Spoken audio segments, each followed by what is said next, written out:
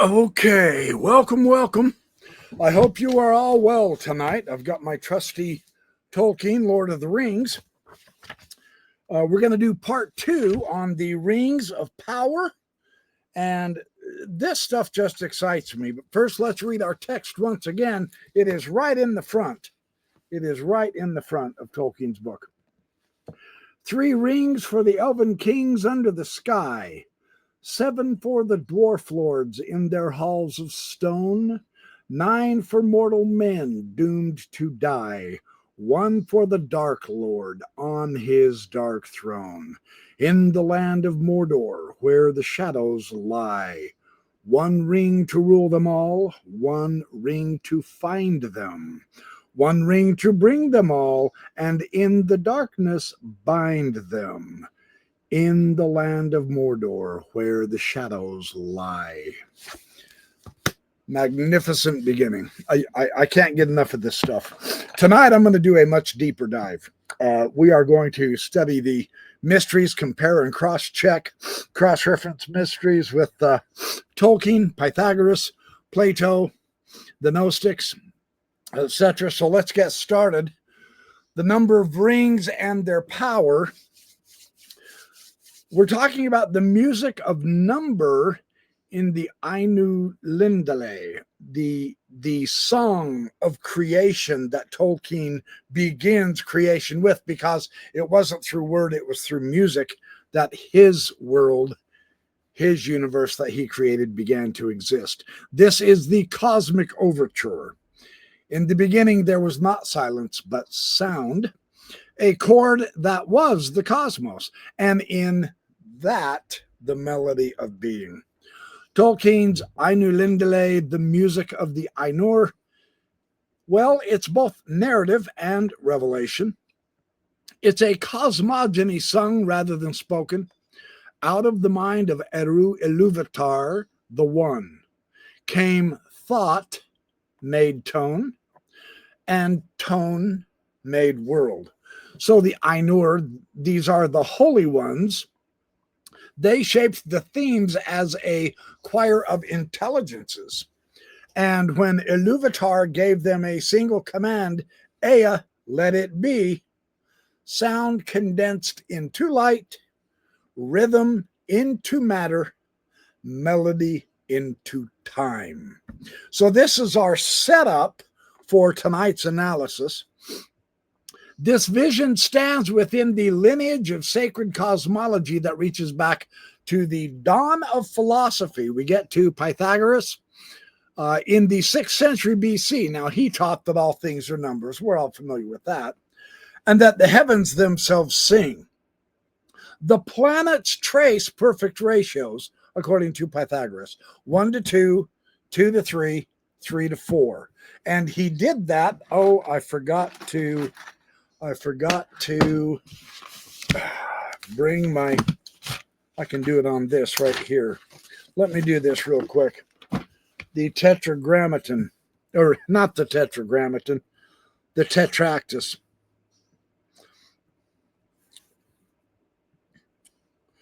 Hold on, and I will get this so that you can see it in visual.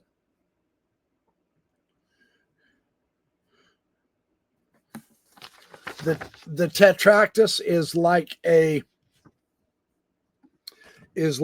triangle. The top dot is the beginning, and then 2, and then the next row is 3, and then the next row is 4. 10 in total, and you can arrange them in a triangle. That is one of the very famous Pythagorean art symbols, number symbols. And the universe is a cosmos because the planets trace this perfect ratio. And these intervals form the consonants of the lyre, the musical instrument that they used. Very interesting. So we're talking about a cosmos, which is an ordered harmony. And human souls are microcosmic echoes of that celestial music. To live justly is to live in tune. And so music is very, very much a part of our souls. Plato in the Timaeus, that is his creation account in his dialogues, Edith Hamilton's dialogues, the whole thing is a very, very good book of Plato. Yes, I've got it right here.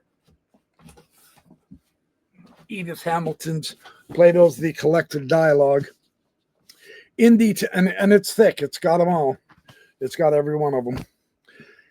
In the Timaeus, he carried that harmony of the cosmos into the metaphysics, the demiurge fashions, the world soul. From Plato's point of view, how he did this was he blended the same and the different and the intermediate. And what he did is he combined the demiurge, combined all of these in a precise numerical measures, 2 to 3, 3 to 4, 4 to 9, 9 to 8, and 8 to 27. And then it stretches it across the heaven as a scale of being. The visible spheres move according to that invisible proportion. The philosopher who contemplates number contemplates the structure of God's thought. The Greeks, as we all know, were exquisite mathematicians. Truly, they took that very seriously. They said, if you're studying mathematics, you're studying the thought of God. It's too bad we've lost that insight. More of us would be better at mathematics, right? Well, even before Plato and before Pythagoras, along the Nile, Egypt sang the same truth, but in another key. Thoth, who was known as the scribe of the gods, he has very interesting parallels to the Hebrew prophet Enoch that I've talked about in many Enoch videos, and I will do more of those. We've got to talk about the Nephilim eventually, right? I'm getting there. The Nephilim and the Anunnaki. There's some interesting stuff on all that stuff. Well, Thoth, as the scribe, he measured the world with his words, and every spoken number, in fact, was an act of creation. The coffin texts speak of the God who pronounced the names of all things, and then they came into being. So sound is substance. We know this through the actual science now we label as cymatics. There are some phenomenal YouTube videos on cymatics. Look that up. That is exquisitely fascinating. Sound is substance. Music is matter that is arranged by mind. So that's a quick rundown of the Greeks. The Hebrew scriptures joined this choir with the Greeks and with the Egyptians. And God said, Vayomer Elohim in the Hebrew, Yehi Or, Vayhi Or. And God said, let there be light, and there was light. The divine word is creative vibration. And this is exquisite. Creative vibration brought in the 7 days of Genesis. And these are not mechanical hours. They're actually more like measures of a song. Leonore Leet has shown how the creation account in Genesis fits to music beautifully. I have been planning a video on that for years. I still have not got to it. I will. Remind me periodically in the chat, in the notes to the videos. But it is a measure of song. Each refrain, and God saw that it was good. That marks a cadence. Da, da, da, da, da, da, and God saw that it was good. Da, da, da, da, da, da, da, and God saw that it was good. Da, da, da, da, da, da, and God saw that it was good. And the very last one, I believe there is 6. And I believe on the 6th one, it says, and God saw that it was very good. So there's a cadence here. There's a timing, right? And John, in his gospel, en arche ein hologos, in the beginning was the word, the hologos, and the word was with God, proston theon. Kai logos proston theon, I believe is how the Greek goes. This is the same principle that Pythagoras and Plato intuited. And what is that? It's that ratio and reason, speech and sound are one. ratio, numerical, mathematical ratio, and intellectual reason, and speech and sound are one. That's deeply profound. Tolkien, as the philologist and theologian of myth, he drank from all of these wells. The creation song that the Ainur sing, the Ainu Lindale, is his baptized Timaeus. This is his version of Plato's creation myth in the Timaeus, Greek measure transfigured by Hebrew revelation. And it's expressed through his sub-creative art in the Silmarillion. This one, the Silmarillion. This is his creation text. This is imitation of Ilúvatar's music. The maker who composes truly participates in the cosmic symphony. Tolkien put himself right in line there. Therefore, when Tolkien numbers the rings, 3, 7, 9, and 1, he's not merely counting artifacts. He is echoing the numerical grammar by which the universe itself was sung. The ring verse that I read becomes a miniature Ainu Lindale. It is a refrain of harmony descending toward dissonance. The pattern is architectural. 3, of course, is the first triad. The pure chord. 7 is the octave of completion, as it is in music. 9 to the mortal measure of time, and 1 to the unison that may be either divine or diabolic. Unison isn't necessarily a good thing if the intention is not correct. So together they recapitulate the cosmic multiplicity, the cosmic descent from multiplicity, I should say, in unity. And then, unfortunately, to unity that devours multiplicity, they are, as it were, the 4 movements of a fallen symphony in Tolkien. Now, when we speak then of the music of number in the Ainu Lindale, we speak of the recovery of harmony. We don't speak of the initial harmony. This is about the recovery of harmony. This is how number, once the organ pipe of creation becomes the Middle Earth, a test of the will. For Ilúvatar's theme and Melkor's discord in the original singing, they are not abstractions. They are moral intervals. This is how I believe that Tolkien set the whole process up. The same ratio that makes a perfect fifth can, when twisted, like Melkor does, produces cacophony. The difference lies in intent, as I was saying. So, as Pythagoras warned in the Golden Verses, never suffer sleep to close thy eyelids after thy going to bed till thou hast examined all thy actions of the day. The discipline of the musician and that of the saint, well, they're one. Self-tuning. This is the theme. We have to tune ourselves. In Tolkien's myth, every creature is an instrument.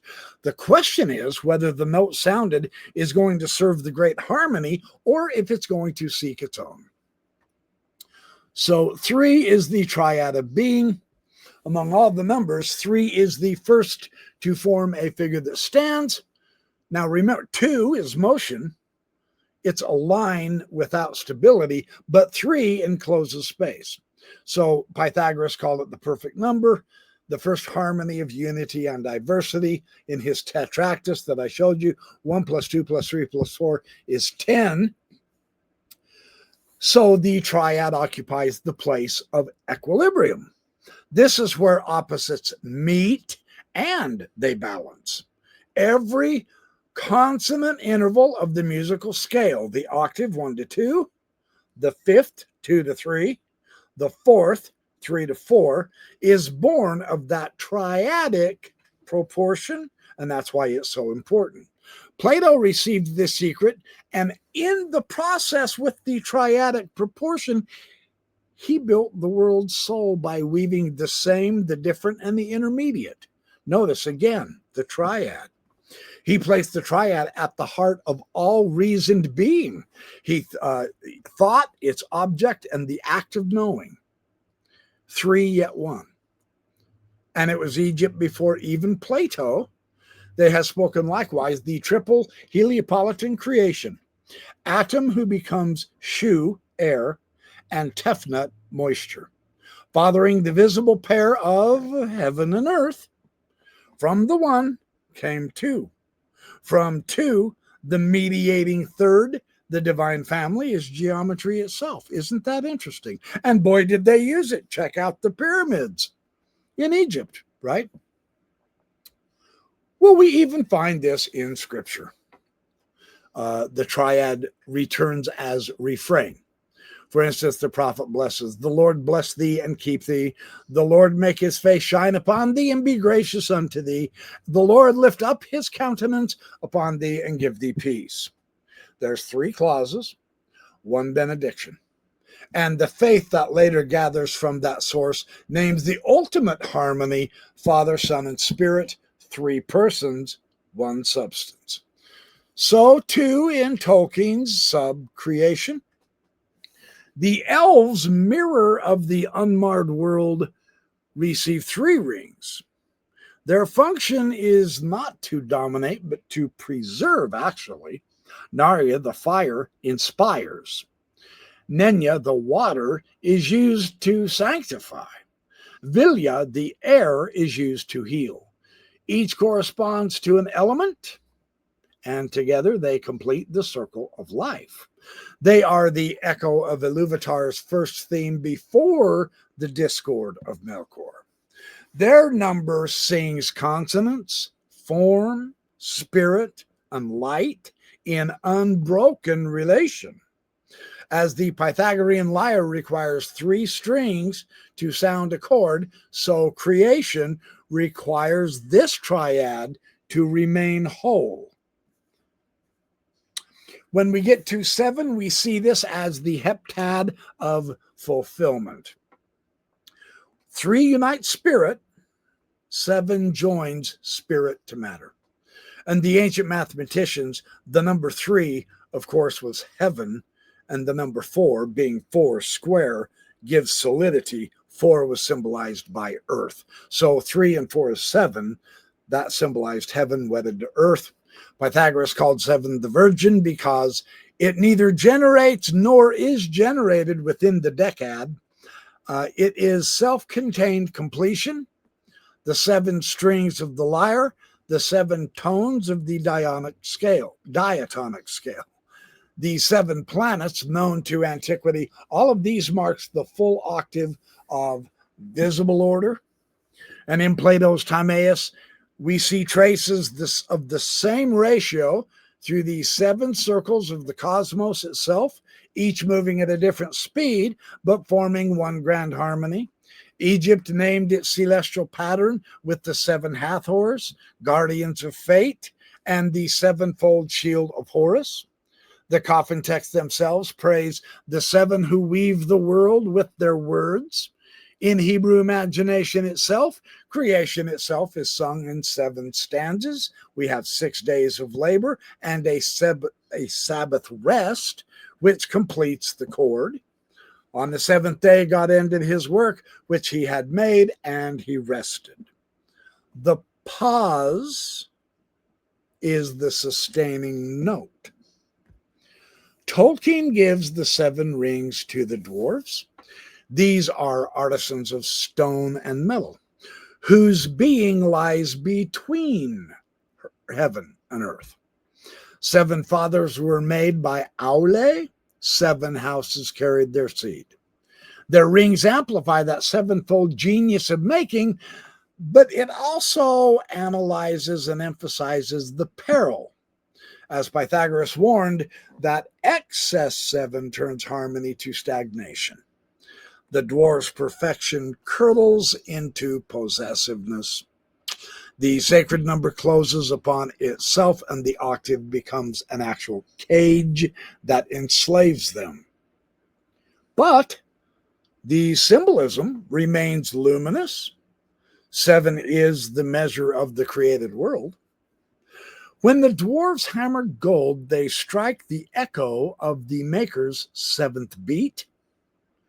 In their halls of stone, the rhythm of Genesis still reverberates. It's transmuted, it's distorted, but it's not extinguished. So we get to 9, and we see this as the cycle of time and mortality.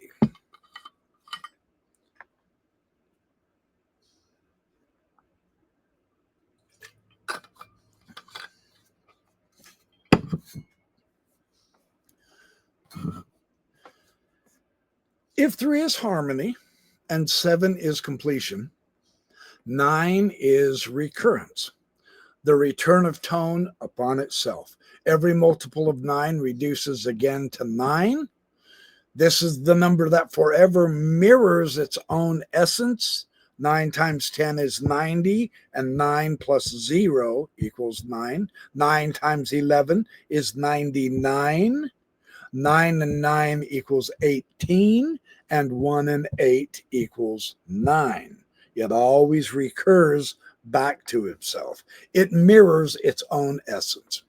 Now, to the Pythagoreans, it signified what they called the Ennead, the circle brought to perfection in time. Egypt too revered the great Ennead, Adam with his 8 descendants from whom all the gods proceed.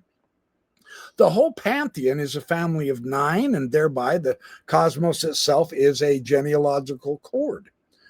In Greek myth, the 9 muses embody the creative mind's 9-fold power: epic, history, lyric, tragedy, comedy, dance, music, astronomy, and love of learning.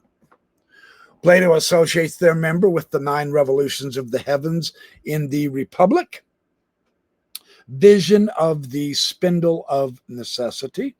Each sphere sings a tone. And when they're all singing together, they complete the celestial octave plus the returning 9th, the renewal of creation through motion, so that they actually literally understood that there was a music of the spheres. Now, Scripture too breathes with 9s. The fruits of the Spirit are 9. The gestation of human life spans 9 months, and Christ, hanging upon the cross, dies about the 9th hour. 9 thus seals the mortal cycle, the completion that ends in death, and through death, rebirth. This is how we can tie all of this number and mythology and creation together. Tolkien follows this cadence precisely. He has 9 rings go to the mortal men doomed to die. They receive the fullest share of power within time, but they also inherit the greatest peril. Their 9-fold gift becomes the wheel of bondage. They are perfected into nothingness. As the angelic hierarchy in Dionysius the Areopagites' theology contains 9 choirs, so Sauron forges 9 anti-choirs, the Nazgul, singing obedience in place of praise. 9, the number of cyclic completion, becomes the endless rotation of decay. And then the 1. And here we get to explore the monad and its shadow. Now, beyond all multiplicity stands the 1. For Pythagoras, the monad is the source and measure of all. From unity come number, and through number we get form. The first principle is indivisible, infinite, and good. And this is how Plato refers to it. He calls it the good beyond being, the radiant center from which the world's light proceeds. And to the Egyptians, this unity bore the name Atum, Atum, the self-begotten, who emerged upon the hill and found no companion save his own shadow. He spat forth the dualities that would people creation, and Israel sang, "Hear, O Israel, the Lord our God is one Lord." This is the very famous Shema. Well, in all of these versions, unity is holy when it contains love, but unity severed from love becomes domination, and Tolkien's One Ring is that severance made metal, the false monad. And this false monad consumes its emanations. Its inscription is rule, find, bring, bind. See, that's the anti-formula of Genesis. This is its black tongue, which is a parody of the Logos. The true one creates through music. Sauron's one enslaves through silence. In the moral algebra of Middle-earth, the one stands as both the apex and the abyss. When Iluvatar declares that no discord can mar his theme but shall become its instrument, he redeems unity from tyranny, a harmony deeper than control.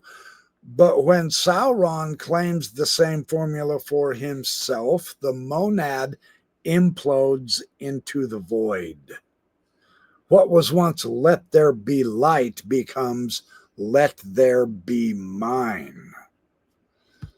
And so we get to the chord of fall. 3, 7, 9, and 1. They're not random, but they are sequential. They trace the descent from open harmony to closed unison. 3, the pure chord of being.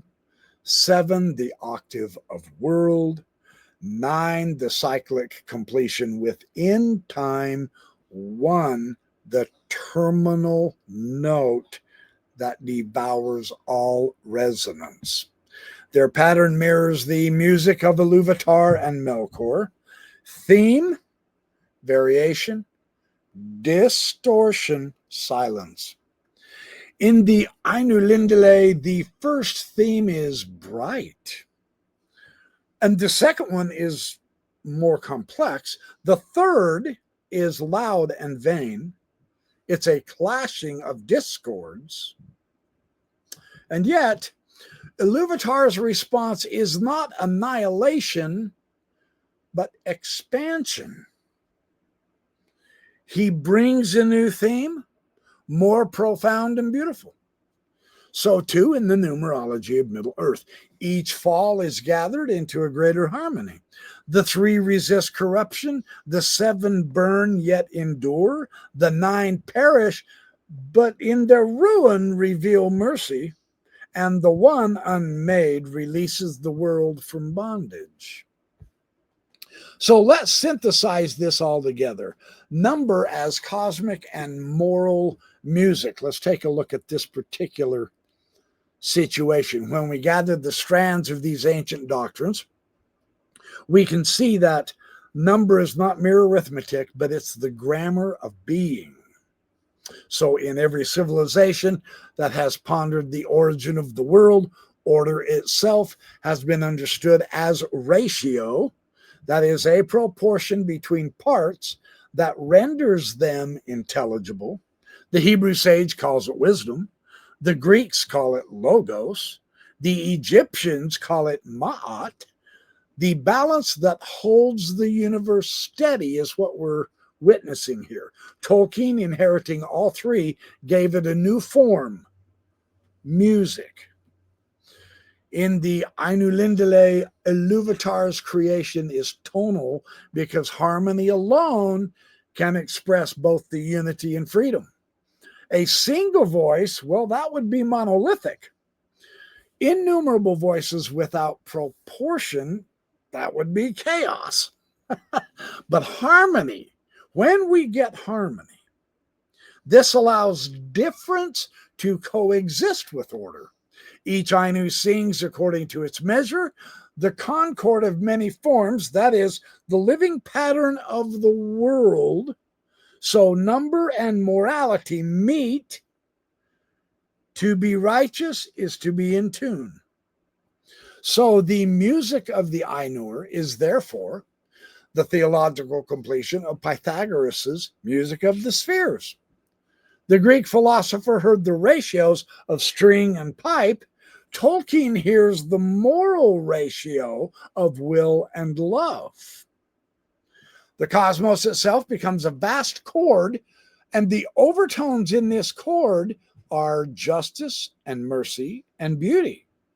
Now, the same intervals that produce consonance in sound produce concord among souls. So the seventh, when rightly resolved, is joy, the ninth is hope, and the octave, resurrection. Well, Plato's world soul is the mathematical ancestor of just this vision that Tolkien has put into his creation, his subcreation. In the Timaeus, the demiurge divides the primordial substance by doubles and triples until the pattern 2 to 3, 3 to 4, 4 to 9, 9 to 8, 8 to 27 fills the heavens. Each interval is both distance and kinship. The visible planets follow the invisible law, and the philosopher who studies them rises toward contemplation of the good. Tolkien transposes the same score into myth. The elves, the dwarves, the men, and Sauron each embody a musical degree. The ring verse names their intervals 3, 7, 9, 1. When those numbers fall out of relation, discord enters history. The Egyptians have already spoken of the same descent. From Atum, the 1, emanated the 2, then the 9, the great Ennead of Heliopolis. Creation was a movement from pure being into the differentiated choir of gods. Yet every ritual sought to restore the balance, to return the many into the one without erasure. In that return lies the rhythm of eternity.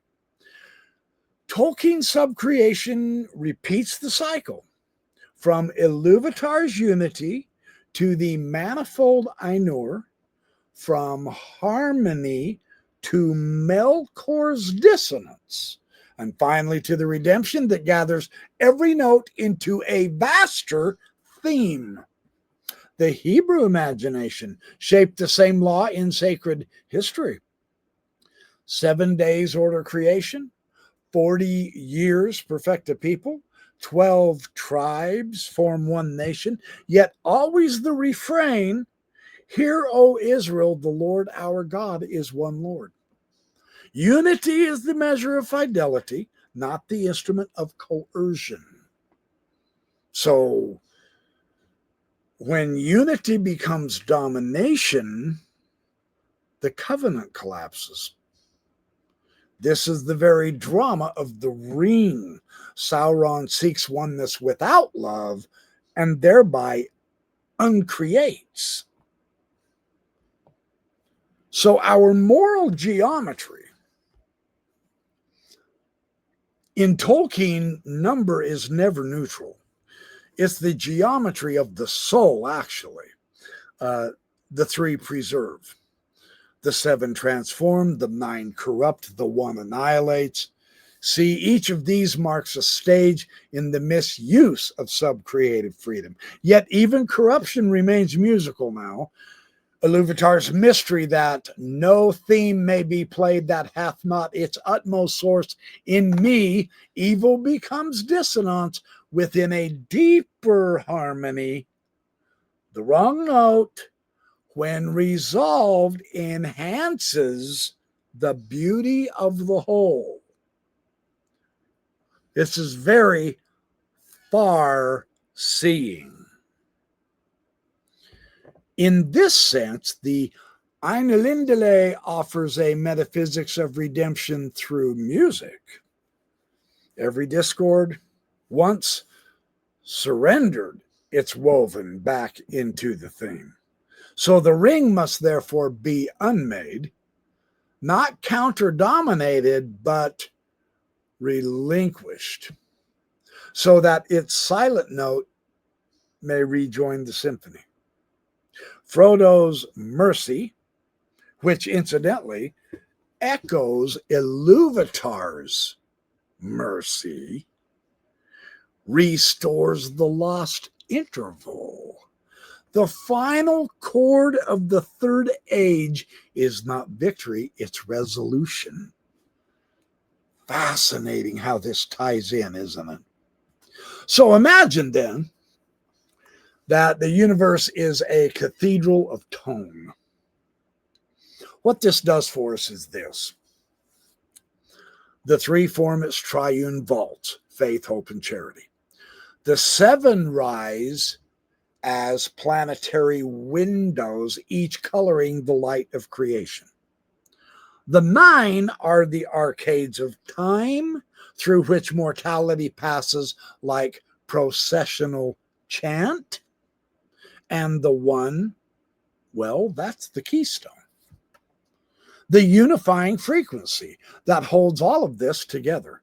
Or, if it's corrupted, it brings the nave crashing down. See, the Ainur are the organ pipes.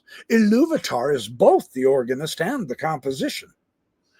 Every life, every act of making adds a harmonic to this. And when art becomes pride, the note warps. When art becomes praise, the note endures. So ethics and aesthetics are one discipline, the tuning of being. That's kind of how this music ties in so beautifully with the Lord of the Rings and the Silmarillion. And so we get to the return of harmony.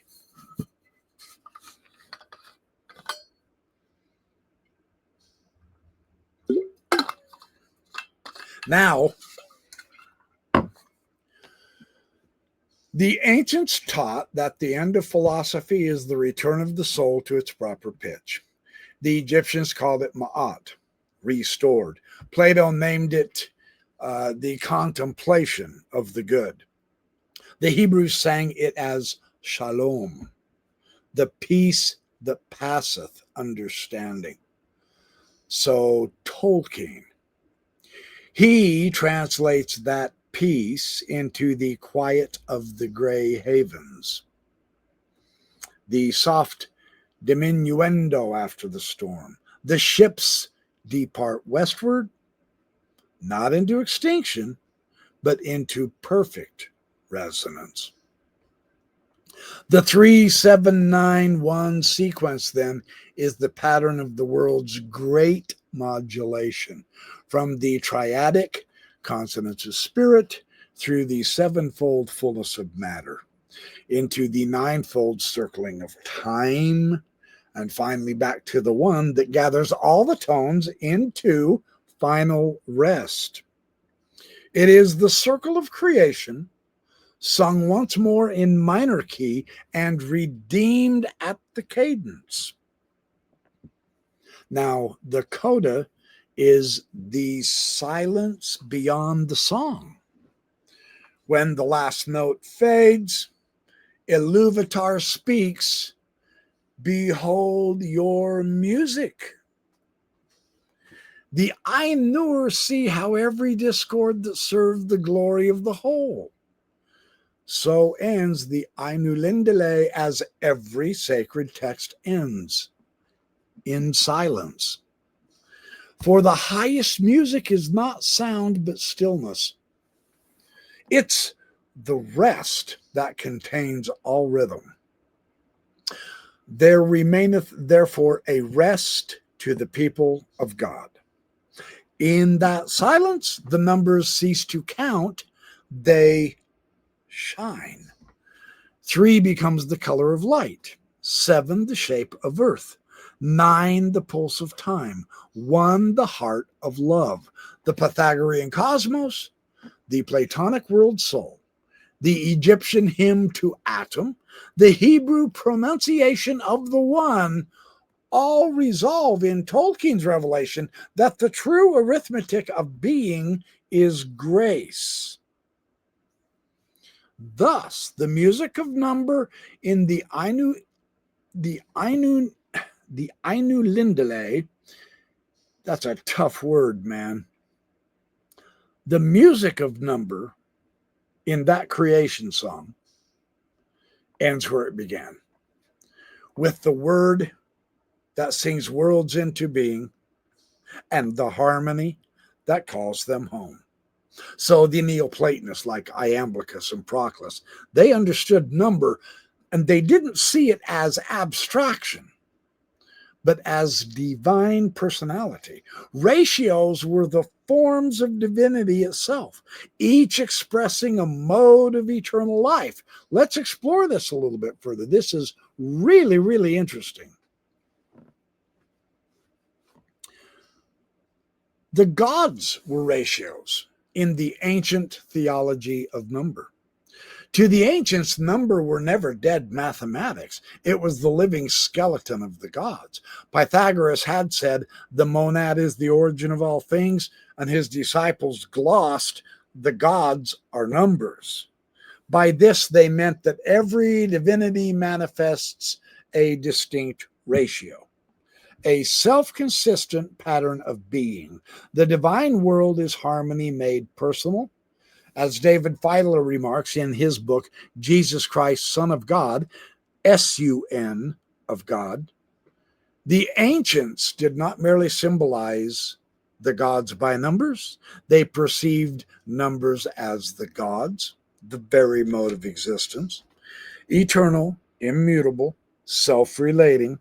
What geometry expresses, theology adores. So in Plato's world soul in the Timaeus, the creator mixes the same, the different, and the intermediate in proportions 1 to 2, 2 to 3, 3 to 4, 4 to 9, 9 to 8, 8 to 27. These ratios generate every consonant interval of the scale. Each interval becomes an attribute of deity. 1-to-1 unison is eternity itself, the one identical with eternity. The 1 to 2, the octave, is the manifestation, the doubling that reveals unity. The 2 to 3, the fifth, is justice, the mediating proportion order. 3 to 4, the fourth, is order, the balance of limit and unlimited. 4 to 9 is the whole tone cycle, the ninth. This is motion, the life of the cosmos. 8 to 27 is the fifth and the fourth. It's the return, the world's recurrence into itself. So to contemplate these ratios was to contemplate the gods. To sing them was to participate in divine life. Iamblichus in the Mysteries taught that the theurgist unites himself with the gods through number. For number is the bridge between intelligible and sensible worlds. Each integer, each harmonic is a step on Jacob's ladder of being. The Egyptians expressed the same truth mythically. The Ennead of Heliopolis, Atum, Shu, Tefnut, Geb, Nut, Osiris, Isis, Seth, and Nephthys. This was not merely a family of deities, but it was the ninefold ratio of creation. Unity expressed as atom, expressing itself through paired complements until the full cycle of manifestation returns back to its source. Their theology of measure, the principle of ma'at, that is truth or justice, held that the universe endures only while the divine proportions remain inviolate. So when we look at Tolkien and see how he handles this, the harmony in his ancient frame, coming at us from this lens, We see that Iluvatar's themes are ratios incarnate as well. Each Ainu is a harmonic of the one theme, an eternal proportion given distinct timbre. When Melkor introduces his discord, he does not destroy the ratio, he distorts them. The fifth becomes a tritone. Justice turns to pride. The divine interval of sympathy hardens into the mechanistic will. Yet Iluvatar's final theme retunes even this dissonance, proving that no ratio can fall entirely outside the eternal scale. So the three rings correspond to the triad of perfect consonants, 1 to 2, 2 to 3. The 7 to the full diatonic scale of manifestation, the 9 to the complete cycle of return, and the 1 to the unison that may either be God or idol. Tolkien's numerology is therefore not arbitrary mythic embroidery, but it's the re-enchantment of the Pythagorean cosmos. The gods, now transfigured into powers, virtues, and races, still seeing their mathematical being through the fabric of Arda. As Feidler summarizes, number mediates between the infinite and the finite. It is the logos through which the world receives form. In Tolkien's idiom, that logos is Eru's music. The universe's ratio becomes story. Proportion become pity. The divine attributes that the ancient heard in the intervals of the lyre, well, those resound again in the compassion of the hobbit and the humility of the wizard. Philo of Alexandria is the perfect bridge figure for this discussion because he sits perfectly between the Platonic Pythagorean theology of number and the Hebrew revelation of creation and Sabbath. His understanding of 7 is both mystical and moral.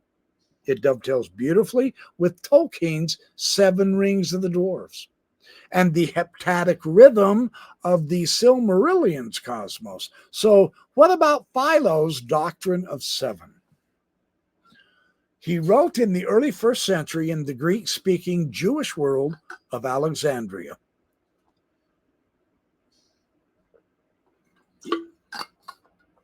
He calls 7 the festival of the universe. He treats it as the signature of completion in creation. And on the creation of the world, he explains that the world was not merely finished on the 7th day, but made harmonious through 7-fold order. There's that harmony again, see? The number 7 is most marvelous. It neither produces nor is produced. It holds all in balance and in itself exhibits the perfection of the universe. For Philo, 7 reconciles heaven, remember, heaven, the triad, 3, and earth, the tetrad, 4, and 3 plus 4 is 7. And that's exactly what the Pythagoreans said. It's the number that unites the divine realm of idea with the material realm of embodiment.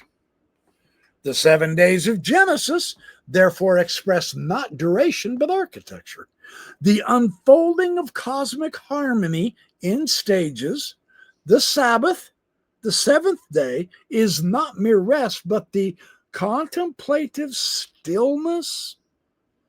And it's in this contemplative stillness that creation returns to its source. This is what the dwarves left out. Philo saw 7 everywhere. 7 heavens, 7 planets, each moved by a divine mind. 7 openings in the human head, eyes, ears, nostrils, mouth, as the microcosm, mirror of the macrocosm. 7 tones in music, 7 vowels in speech, symbols of the logos ordering chaos. So the number 7 becomes, in his thought, the measure of perfect craftsmanship. The divine artist shaping the cosmos with spiritual geometry. Now that idea, man, that translates with exquisite precision into Tolkien's world. The dwarves are the craftsmen of Arda. They are makers in matter. They are sub-creators who work with the very substance of the world. Aule, their maker, corresponds closely to Philo's logos as demiurge, the divine intellect that molds form from formlessness. When Tolkien tells us that Aule fashioned 7 fathers of the dwarves, he's echoing the same symbolic pattern. 7 represents the completion of creation in material form, the rhythm of labor culminating in rest.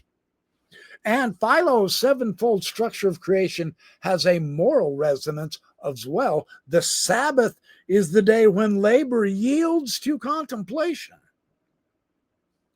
When the artisan lays down his tool and he sees that his work is good. The dwarves, however, forget the Sabbath. Their 7 rings intensify the active aspects of 7, the making, the building, the hoarding, but not the contemplative. Their tragedy is that they never reach the 7th day's rest and peace. They live forever in the first 6 days. So, this means, well, we can say, Philo's 7 is divine contemplation balanced by rest, and Tolkien's 7 is completion without rest. Craft detached from worship. So in that contrast, what Tolkien does is he remythologizes Philo's theology.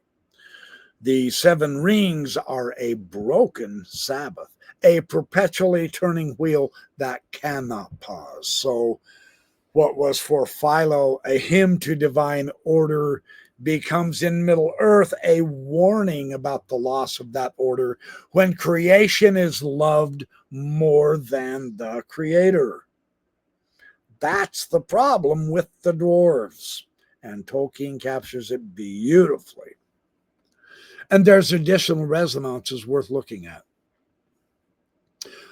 Philo's festival of the universe. When we look at the dwarves, the great halls under mountain echo the temple imagery of that cosmic festival. There is stone architecture as frozen music. Each hammer stroke in Khazad-dûm is the echo of Philo's cosmic craftsman. There's 7 planets, 7 fathers. See, in Philo's synthesis of Hebrew and Greek cosmology, the 7 planets are divine powers mediating between God and the world. Tolkien's 7 fathers mirror that mediating role, each a progenitor of a house that shapes the material world in its region. And then there's a 7-fold purification. Philo associates 7 with catharsis. This is the soul's purification cycle. But the dwarves' 7-fold trials. Dragonfire, exile, greed, the loss of kingdoms. This is their mythic purification. It's the slow redemption of Aule's impatience. So Philo of Alexandria, writing when Hebrew revelation and Greek philosophy still spoke as brothers together, called 7 the festival of the universe, the seal of perfection stamped upon creation. For him, the 7th day was not exhaustion, but it was harmony. The moment when the maker contemplates his work and sees that it is good. And that's how Genesis talks about it. Tolkien's 7 rings retain that ancient glory, yet they reverse its fate. In Aule's impatient love of making And in his children's restless craft, 7 becomes labor without Sabbath, the rhythm of creation unaccompanied by rest. What Philo called the music of fulfillment becomes in Middle Earth the echoing hammer of desire. That's the key theological hinge. Tolkien's 7 shows what happens when Philo's cosmic harmony is pursued without its Sabbath heart. Now, the pseudo-iamblichus on the monad, the number 1, the 1, the origin, the unity. The monad contains the potential of every number. It's the intelligible principle, the origin, identity, unison. This is the divine unity template that the Neo-Pythagoreans read metaphysically. The one as principle of sameness and identity. It's a perfect foil for Tolkien's One Ring. Unity weaponized into domination. And what we see him doing with the triad is extremely interesting too. This is the first number that encloses the beginning of the figure and the shape, the source of stability, the mother of harmony, since the basic musical consonances arise within the 1, 2, 3 tetractys. The elvish 3, the triad that preserves form. The heptad is the virgin. The treatise of Pseudo-Iamblichus explicitly calls 7 a virgin. 7 is not born of any mother and is a virgin, and develops its lunar, medical, and life cycle correspondences. That is, hebdomads, 28 days, gestation, and critical days of disease, plus the classic 3 + 4 = 7. Spirit and matter equals symbolism. So there's also late antique material, ties 7 to bodily divisions and physiology, 7 openings, 7 black organs, etc. And this is very reminiscent of Philo's 7, Sabbath giving us completion, and Tolkien's 7 dwarf rings as craft without Sabbath. Then we have the Aeneid, the 9, thrice 3. This is the emblem of completion in time, and it reminds us of Hermes Trismegistus, the thrice blessed. 3 times 3 is 9. It's the idea of recurrence, return. Every multiple digit reduces to 9. In the Neo-Pythagorean tradition, it marks the consummation. It's the full cycle of Egypt's great Aeneid is the mythical correlate. In the theology of arithmetic of the Pseudo-Iamblichus, it treats 9 as the limit of the simple digits. The consummating number before the decade returns to 1. That you have 1, 2, 3, 4, 5, 6, 7, 8, 9. Then you have 10. And remember, 10 reduces back to 1. 1 plus 0 is 1. And it goes back. 9 is that last number. So Tolkien's 9 for mortal men is the perfected cycle turned to wraith recurrence, the anti-choir.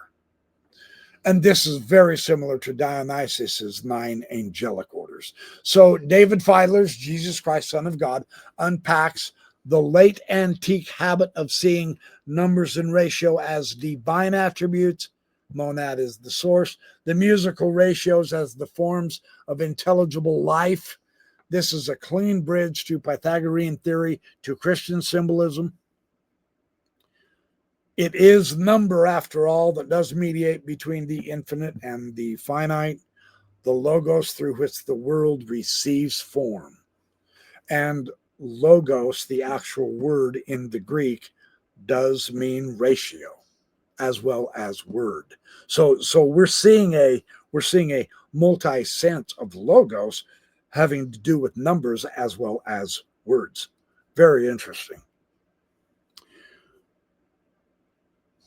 The 7 is not born of any mother and is a virgin. I've said that before by pseudo-iamblichus. See, this number uniquely self-contained, and it rules the cycles of life and the lunar month. And this is Philo's festival of the universe, the seal of creation's completion. This is Tolkien's 7 rings for the dwarfs that catch that ancient glory, but not totally. 7 is the measure of the craft, that's true. But the Sabbath rest is lost. So, odd numbers are special, 3, 7, 9. In the text, the odd numbers are treated as more sacred, more comprehensive of the even, more capable of returning.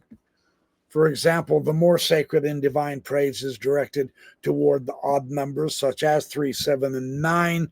They comprehend the even and are hinged. And here it is.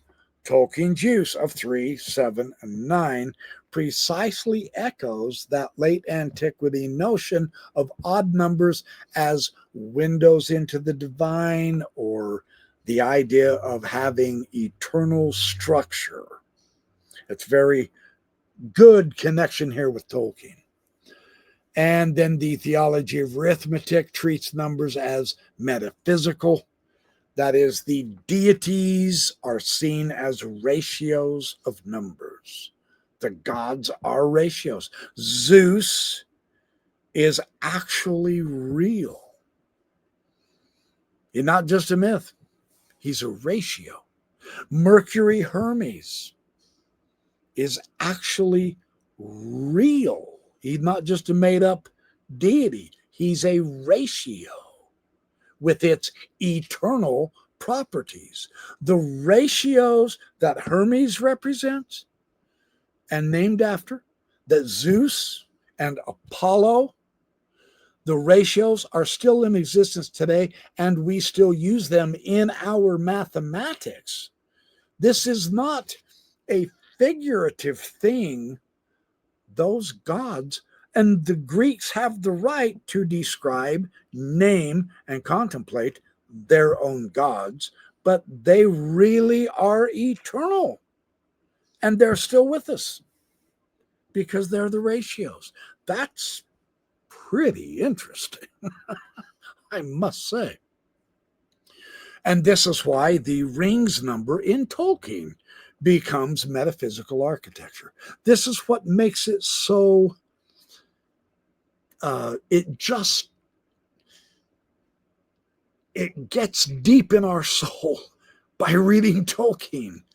Each ring group isn't just 3 rings, but it's a structure of being. 3 is the same thing as harmony. There's that structure. 3 is harmony, right? We can read Tolkien as explicitly drawing on that old Neo-Pythagorean numbers equals power idea, the theme there. And of course, 7, the 7 days isn't just about time in antiquity. It is also about cosmic order. And so we can integrate the Christian and the Hebraic number tradition with Iamblichus's Neo-Pythagorean tradition. 7 is both cosmic rest and cosmic crafting. We've got all of that tied in. Very fascinating. So when the 7 great rings are given to the dwarf lords, Tolkien's tapping a deep lineage here. The number of craft of completion of the world in matter. Very interesting, but without the Sabbath. Now, the ancient insight is the idea of order is an attribute of health.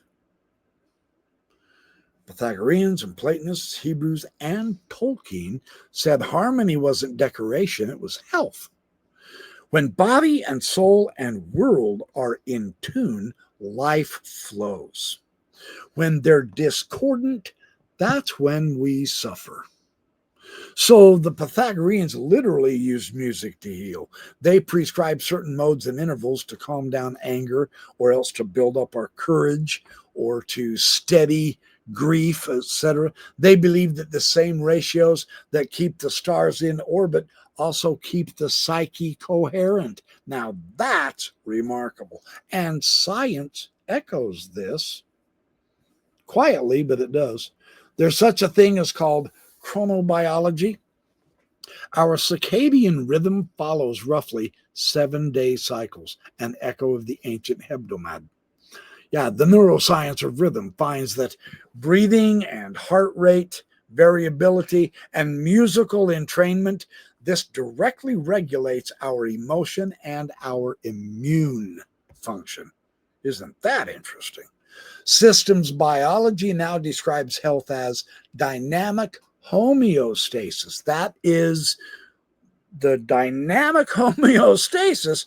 This is just a medical description, if you will, of the ancient concept of harmony among ratios of inputs and outputs. It's harmony. That's what we've been talking about in Tolkien and in the ancient world. That's amazing. So we recover the music of number here. This isn't just kind of a symbol, and this isn't kind of a metaphor. When we recover the music of number, we recover the sense that health is proportion. We thrive when our daily rhythms and our relationships and the use of power follow balanced ratios, mentally and physically. So moral harmony is power in tune with love. Tolkien's myth dramatizes that same truth ethically.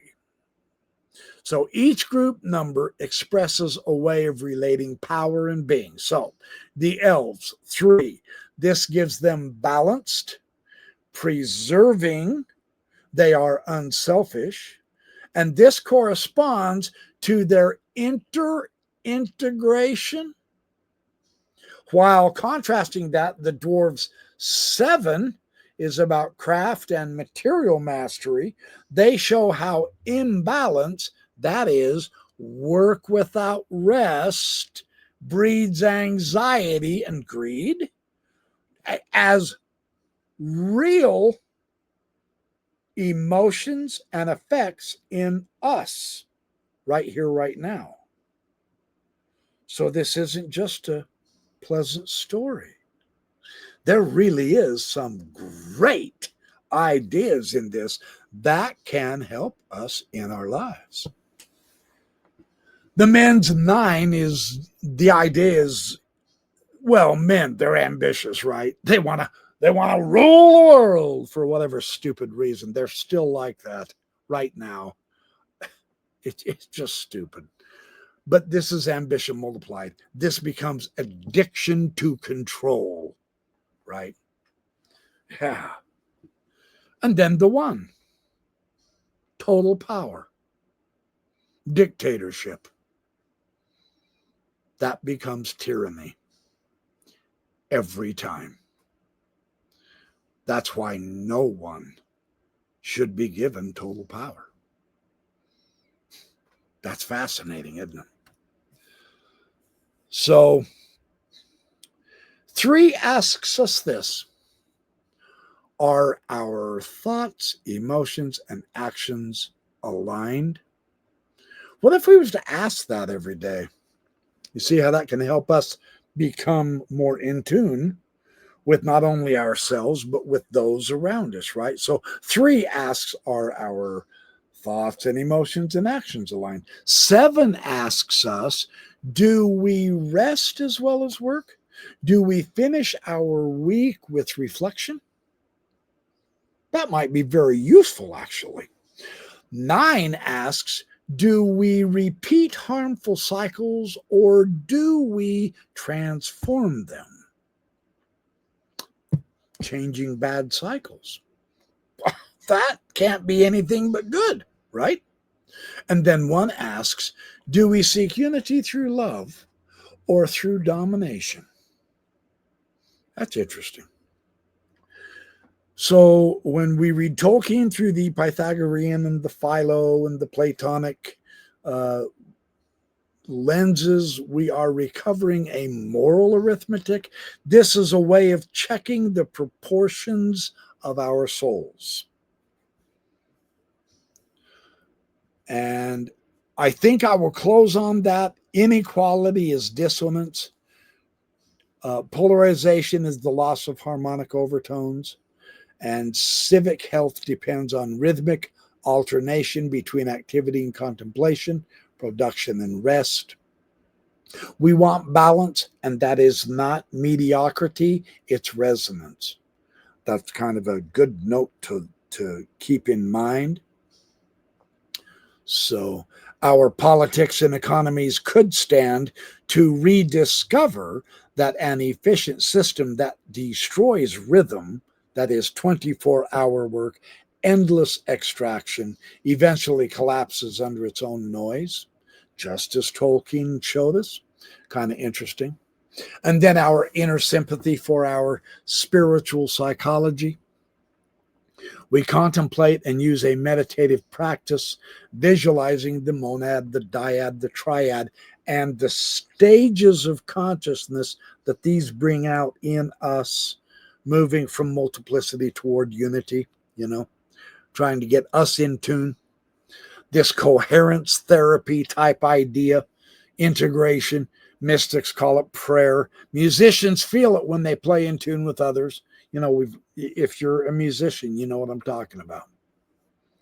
So keep a Sabbath rhythm. One day a week, give it true rest. Balance the triad of body, mind, and spirit daily.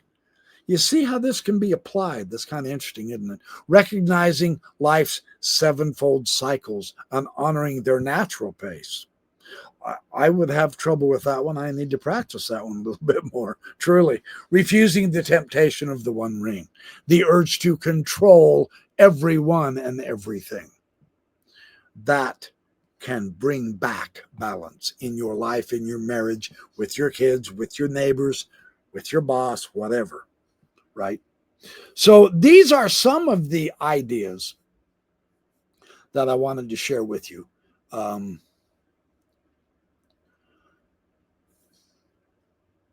In the hush that follows the final chord, the silence of the Ainu Lindale, we begin to hear what it has been teaching all along, that the mathematics of the universe are not cold equations, but they are acts of love, that every proportion and every ratio, every numbered power is an invitation to balance, to beauty, to right relation. That's the overarching theme here. The ancients heard this truth in the lyre of Apollo and the Psalms of David. The mystics wrote it upon the walls of their temples and the pages of their scrolls. Tolkien, that most gentle of modern prophets, sang it anew through the rings of power, through the 3 that heal, the 7 that build, the 9 that fall, and the 1 that would bind. His numbers are our mirrors. If we listen carefully, we realize that he was never writing about mythic races at all. He was writing about the conditions of our own souls. The Elvish 3 ask whether our thought, our feeling, and our deed sing in harmony. The Dwarvish 7 ask whether our labor is wedded to rest, whether we have kept a Sabbath for the spirit. The Mortal 9 ask whether we have learned the wisdom of mortality, or whether we spin forever on the wheel of appetite. And the One asks, quietly but terribly, whether the unity we seek is born of love or of control. The same numbers that structure Tolkien's legendarium structure our days. That's incredible.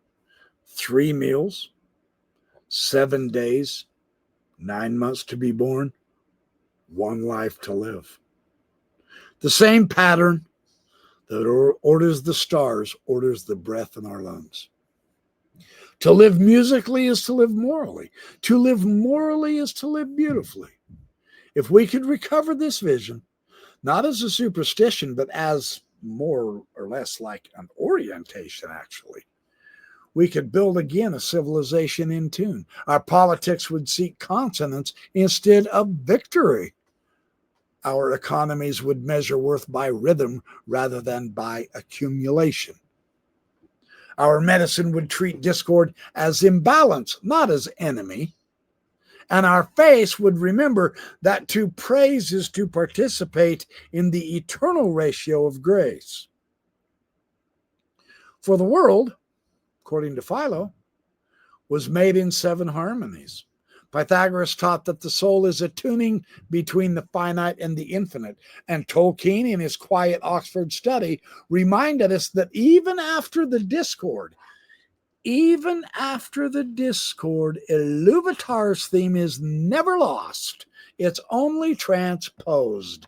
So, may we live as the Ainur once sang, measured yet free, diverse yet united. Each of us a note within the unending music of the one. Let the world be tuned again. Let there be harmony. And let there be light. That's what Tolkien gave to us. So thanks for watching my Backyard Professor Esoteric Studies. I've got a lot more coming down the pipeline, man. I will just keep processing, sharing, and enjoying. I enjoy this time that we get to share together. This is the spice, the sugar of life, all wrapped up in one. That's why I love it so much, and I hope you're enjoying it as well. I have a lot more I'll share with you. In the meantime, remember, have fun, do well, be good, make lots of friends, sleep tight, and be happy, because that's where the balance is. Loving and happy. I'll catch up to you soon.